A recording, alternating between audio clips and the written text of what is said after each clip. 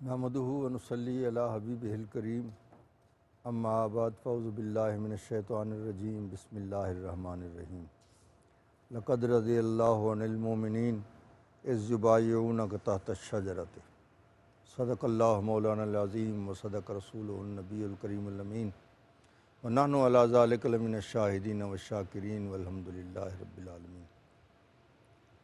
معزز ناظرین السلام علیکم۔ آج ہم حسب معمول محبت رسول صلی اللہ علیہ وسلم کے حوالے سے کچھ باتیں کریں گے کہ اللہ تعالیٰ کی اپنے محبوب کریم صلی اللہ علیہ وسلم کے ساتھ کتنی محبت ہے۔ جو اللہ تعالیٰ اپنے بندوں کے بارے میں ارشاد فرماتا ہے رضی اللہ عنہم ورضوا عنہ، اللہ ان سے راضی ہو گیا، وہ ان سے راضی ہو گیا۔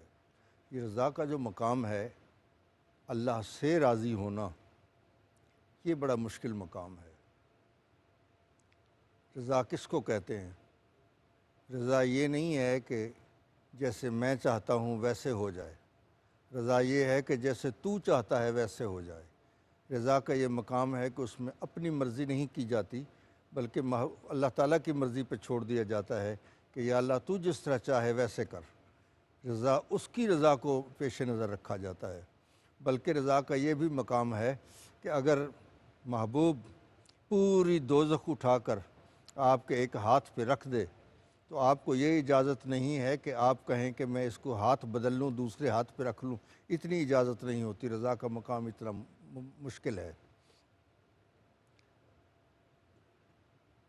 تو ایک مرتبہ حضور سرور عالم صلی اللہ علیہ وسلم نے حضرت سیدنا عثمان غنی رضی اللہ تعالیٰ عنہ کو مکہ شریف میں بھیجا۔ حضرت سیدنا عثمان غنی رضی اللہ تعالیٰ عنہ سے انہوں نے کہا کہ تم آ گئے ہو تو لہٰذا تمہیں یہ اجازت دی جاتی ہے کہ کعبہ شریف کا طواف کر لو۔ تو حضرت عثمان غنی رضی اللہ تعالیٰ عنہ کی محبت کا یہ عالم تھا کہ انہوں نے کہا کہ اگر میرے حضور کو کعبہ شریف کے طواف کی اجازت نہیں ہے تو عثمان کو کعبہ شریف کے طواف کرنے کی ضرورت نہیں ہے۔ یہ محبت تھی حضرت عثمان غنی رضی اللہ تعالیٰ عنہ۔ دنیسنا ایک خبر پھیل گئی کہ حضرت سیدنا عثمان غنی رضی اللہ تعالیٰ عنہ کو شہید کر دیا گیا ہے۔ حالانکہ آپ شہید نہیں ہوئے تھے، لیکن ایسے خبر پھیل گئی تھی تو مسلمانوں میں ایک جوش اور ولولہ پیدا ہوا کہ ہم حضرت سیدنا عثمان غنی رضی اللہ تعالیٰ عنہ کا بدلہ لیں گے۔ تو پھر وہ صحابہ کرام حضور کے ہاتھ پہ بیعت ہو رہے تھے۔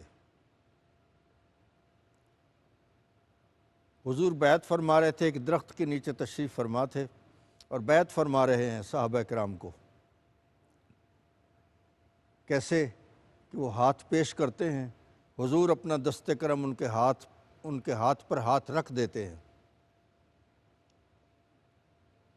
یہ ایک ادا تھی سرکار کی، اور چونکہ آیات جو ہوتی ہیں قرآن پاک کی حضور کی اداؤں پہ نازل ہوتی ہیں، یہ ادا پسند آئی اللہ تعالیٰ کو۔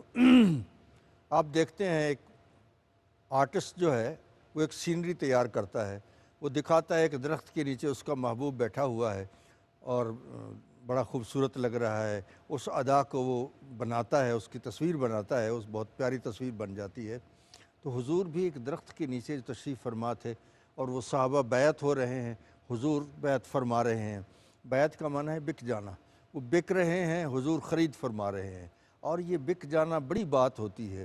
جب تک بکانا تھا تو کوئی پوچھتا نہ تھا، تم نے خرید کر مجھے انمول کر دیا۔ جب وہ کوئی خرید کر لیتا ہے تو پھر جو کمی بیشی جو بھی ہو وہ اس مالک کی ہوتی ہے، وہ ذمہ داری اسی پہ ہوتی ہے۔ تو سارے صحابہ کرام بیعت ہو رہے ہیں، بک رہے ہیں، حضور سب کو خرید فرما رہے ہیں۔ یہ ایک ایسی ادا تھی کہ جس ادا پہ اللہ تبارک و تعالیٰ کو جب پسند آئی یہ ادا تو آیت مبارکہ نازل فرمایا لقد رضی اللہ عن المؤمنین اذ یبایعونک تحت الشجرۃ۔ فرمایا اللہ راضی ہو گیا ہے مومنین سے جب وہ درخت کے نیچے بیعت ہو رہے تھے۔ اب دیکھیے درخت کا مقام بھی کتنا بلند ہو گیا۔ قرآن پاک میں آپ کروڑوں اربوں روپیہ خرچ کر کے اپنا نام قرآن شریف میں شامل نہیں کر سکتے، لیکن اس درخت کا بھی ذکر اس میں آ گیا ہے کہ پوری منظر کشی کی ہے اللہ تعالیٰ نے، جس کے نیچے حضور تشریف فرما تھے، وہ منظر حضور کو اللہ تعالیٰ کو بہت پسند تھا۔ فرمایا اللہ راضی ہو گیا ہے۔ جب وہ درخت کے نیچے بیعت ہو رہے تھے اس وقت اللہ راضی ہو گیا ہے۔ راضی ہونے کے لیے تو آپ کی جتنی عبادات کریں، نمازیں پڑھیں، روزے رکھیں، حج کریں، زکوٰۃیں دیں، اس کے باوجود آپ یقین سے نہیں کہہ سکتے کہ اللہ راضی ہو گیا ہے یا نہیں، کیونکہ حدیث پاک میں آتا ہے کہ ایک بندہ عبادت کرتا رہتا ہے، کرتے کرتے وہ جنت کے سے ایک بالش کے فاصلے پر رہ جاتا ہے کہ ایسا کوئی گناہ سرزد ہوتا ہے کہ وہ دوزخ میں چلا جاتا ہے، اور کوئی آدمی ایسا ہوتا ہے کہ وہ ساری زندگی گناہ کرتا رہتا ہے، دوزخ سے ایک بالش کے فاصلے پر ہوتا ہے، تو ایسی نیکی کر دیتا ہے جس کی وجہ سے وہ بہشت میں چلا جاتا ہے۔ تو اس لیے رضا راضی ہونے کا تو اس میں کوئی انسان یقین کے ساتھ نہیں کہہ سکتا کہ میں نے جو روزے رکھے ہیں، نمازیں پڑھی ہیں، حج کیا ہے، زکوٰۃیں دی ہیں، اس کی وجہ سے اللہ راضی ہو گیا ہے۔ لیکن جب وہ بیعت ہوئے ہیں تو اللہ تعالیٰ نے فرمایا لقد رضی اللہ عن المؤمنین، اللہ مومنین سے راضی ہو گیا ہے۔ کب؟ اذ یبایعونک، بالکل اسی وقت راضی ہو گیا ہے جب وہ آپ کے بیعت ہو رہے تھے، کیونکہ یہ بک رہے تھے اور میرے محبوب نے ان کو خرید کر لیا ہے، اور جب خرید کر لیا ہے تو یہ جیسے بھی ہیں میرے محبوب کے ہیں، اور جب میرے محبوب کے ہیں تو پھر یہ میرے ہیں۔ حضرت نظام الدین اولیاء محبوب الہی کی ایک بات مجھے یاد آ رہی ہے، وہ فرماتے ہیں کہ تم کوئی بھی ہو اس کے تو ہو، تم کوئی بھی ہو اس کے تو ہو، جب اس کے ہو تو ہمارے ہو۔ تو جب حضور صلی اللہ علیہ وسلم کے ہم ہو گئے تو پھر اللہ کے بھی ہو گئے، اس لیے اللہ نے فرمایا جب یہ محبوب آپ نے خرید کر لیا ہے ان کو تو پھر میں ان سے راضی ہو گیا ہوں۔ اب نہ ان کے کوئی اور رجسٹر دیکھے گئے، نہ نماز کا، نہ روزے کا، نہ حج کا، نہ زکوٰۃ کا، تمام رجسٹر نہیں دیکھے گئے، اللہ راضی ہو گیا ہے، بس سب چیزیں ختم ہو گئیں تحت الشجرۃ، درخت کے نیچے۔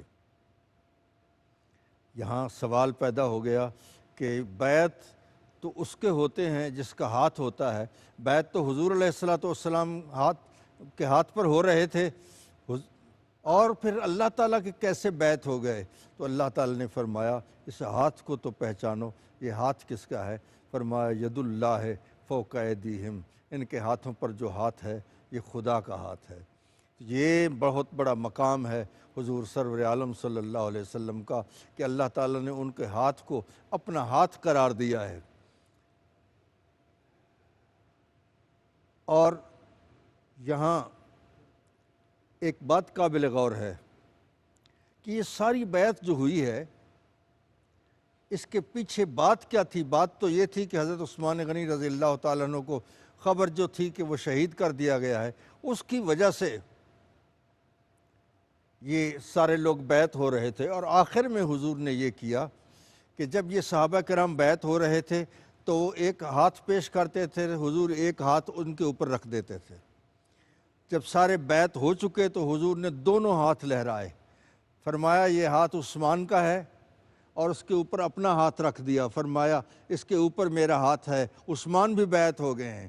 اس سے ثابت ہوا کہ حضور کو علم تھا کہ حضرت عثمان غنی شہید نہیں ہوئے، اس لیے یہ حضور نے حضرت عثمان کا فرمایا یہ ہاتھ عثمان کا ہے اور یہ اس کے اوپر ہاتھ میرا ہے۔ یہ حضور کو ہمارے پل پل کی خبر ہے، ہماری ذرہ ذرہ کی حضور کو خبر ہے، کوئی ایسی بات نہیں ہے جو حضور کے علم میں نہ ہو۔ اب یہ دیکھیے اس میں حکمت کیا تھی، اس میں مصلحت کیا تھی؟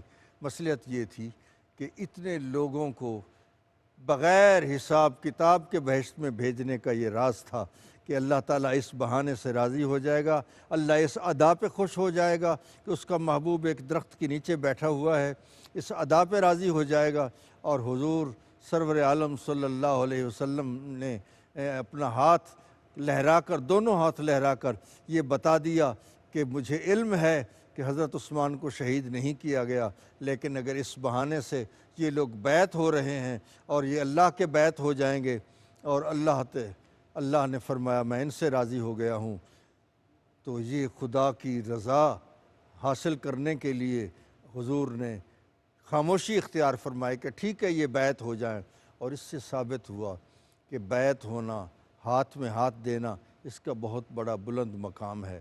اور اگر دیکھنا ہو کہ ہاتھ میں ہاتھ دینے کا مقام کیا ہے، تو یہ امام پاک سے پوچھیں کہ جن کے سامنے یزید نے دو چیزیں رکھ دی تھیں کہ یا ہاتھ دے دو یا سر دے دو، تو امام پاک نے کیا کیا؟ حضرت علی اصغر دے دیا، حضرت علی اکبر دے دیا، عون دے دیا، محمد دے دیا، قاسم دے دیا، حتیٰ کہ سر داد نداد دست در دست یزید، سر دے دیا ہے مگر یزید کے ہاتھ میں ہاتھ نہیں دیا۔ اس سے ثابت ہوا کہ ہاتھ کا مقام سر سے بھی زیادہ ہے، عشق میں دل ہی نہیں سر بھی دیے جاتے ہیں، تو ہاتھ جو دیتا ہے اس میں وہ سر بھی شامل ہوتا ہے۔ تو حضور سرور عالم صلی اللہ علیہ وسلم کی اداؤں پہ قرآن پاک نازل ہوتا ہے، اور جتنی آیات ہیں وہ کسی نہ کسی ادا پہ نازل ہوتی ہیں۔ ایک مسجد نبوی میں ایک کھجور کا درخت تھا، حضور خطبہ ارشاد فرماتے تھے تو اس سے ٹیک لگاتے تھے اور اس کو سہارا دیتے تھے اس درخت کو، اور وہ درخت جو تھا کھجور کا وہ پورا ہفتہ انتظار کرتا رہتا تھا کہ حضور پھر کب آئیں گے، اور جب حضور تشریف لاتے تھے تو اس کے ساتھ ٹیک لگاتے تھے اور خطبہ ارشاد فرماتے تھے۔ تو ایک خاتون نے عرض کی حضور میرا شوہر لکڑی کا کام کرتا ہے، اگر آپ اجازت فرمائیں تو میں آپ کے لیے ممبر بنوا کر لے آؤں اور آپ ممبر پہ بیٹھ کر خطبہ ارشاد فرمایا کریں۔ حضور نے اجازت دی۔ جب وہ ممبر آیا اور حضور ممبر پر تشریف لے گئے تو جو وہ کھجور کا تنا جو تھا وہ تو انتظار کر رہا تھا ایک ہفتے سے کہ کب وہ آئے گا دن جمعہ کا، اور دنوا میں گنوں کب آئیں گے سانوریا رے، وہ تو ہر روز گنتا تھا، دن گنتا تھا۔ جب وہ وقت آیا تو اس وقت حضور ممبر پہ تشریف لے گئے تو اس سے رہا نہ گیا۔ تو یہ بڑا مشکل مقام ہوتا ہے، جدائی کے لمحے جو ہوتے ہیں یہ صبر آزما ہوتے ہیں، تو اس کی چیخیں نکل گئیں کھجور کے تنے کی، کھجور کا تنا، اور اس سے آواز آئے، چیخیں نکلیں۔ عارف رومی نے کہا اس تنے حنانا از ہجر رسول نالا می کر دے چو ارباب عقول، کہ وہ کھجور کا تنا اس طرح رو رہا تھا جیسے کہ کوئی بچہ رو رہا تھا، جیسے عقل والے روتے ہیں ایسے رو رہا تھا۔ تو حضور علیہ السلام ممبر سے اترے، اس کو اپنے سینے سے لگایا، سینے سے لگانے کے بعد اس کو تسلی دی اور اس نے اپنا رونا بند کیا۔ پھر حضور نے فرمایا کہ اگر تو چاہے تو میں تمہیں یہاں دفن کر دوں مسجد نبوی میں، اور تیری جگہ پہ بہشت میں ایک تیرے حصے کا ایک ایسے ہی درخت لگ جائے بہشت میں۔ اس نے عرض کی حضور جیسے آپ کی مرضی ہے ویسے کر لیں۔ تو حضور علیہ السلام نے اس کو اسی جگہ پہ دفن فرمایا، اور آج تک مسجد نبوی میں اس جگہ پر جو ستون ہے اس ستون کا نام استن حنانہ ہے، ستون حنانہ ہے، کہ جو رونے والا ستون تھا۔ اب آپ اندازہ فرمائیں کہ کھجور میں رونے کی صلاحیت کیسے پیدا ہو سکتی ہے، تو یہ سرکار دو عالم صلی اللہ علیہ وسلم کے ساتھ محبت کی علامت ہے کہ کھجور کے تنے کو بھی حضور کے ساتھ اتنی محبت ہو گئی تھی۔ اور آپ نے وہ واقعہ ضرور سنا ہوگا کہ حضرت سلمان فارسی کو جب اس کے جو غلام تھے آپ کافر کے، تو اس نے کہا میں تمہیں آزاد کروں گا کب؟ جب یہ تم کھجوریں لگاؤ، یہ درخت جب ہو جائیں گے، جب کھجور دینے لگ جائیں گے تو اس وقت تمہیں آزاد کیا جائے گا۔ تو حضور سرور عالم صلی اللہ علیہ وسلم کی خدمت میں عرض کیا کہ حضور وہ مجھے اس نے کہا ہے میرے مالک نے اس وقت آزاد کروں گا جب یہ درخت کھجور دینے لگ جائیں گے۔ حضور تشریف لے گئے، ساتھ ہی ان کھجوروں کو آپ نے وہاں بو دیا، جوں ہی بویا اسی وقت ان درختوں نے کھجوریں دینا شروع کر دیں۔ تو آج تک وہاں وہ کھجوریں موجود ہیں جو اتنی ہی ہیں جتنی کہ وہ بوئی جاتی ہیں، اور وہ کھجوریں بھی دے رہی ہیں۔ یہ سب کمالات حضور کی محبت کے کمالات ہیں۔ حضرت سلمان فارسی کو بھی محبت تھی، ان کھجور کے تنوں کو بھی حضور کے ساتھ محبت تھی، اور حضور کے حسب منشا انہوں نے کھجوریں دینی، پھل دینا شروع کر دیا۔ اللہ تعالیٰ حضور کی محبت کی نعمت سے ہمیں بہرہور فرمائے۔ وآخر دعوانا ان الحمدللہ رب العالمین۔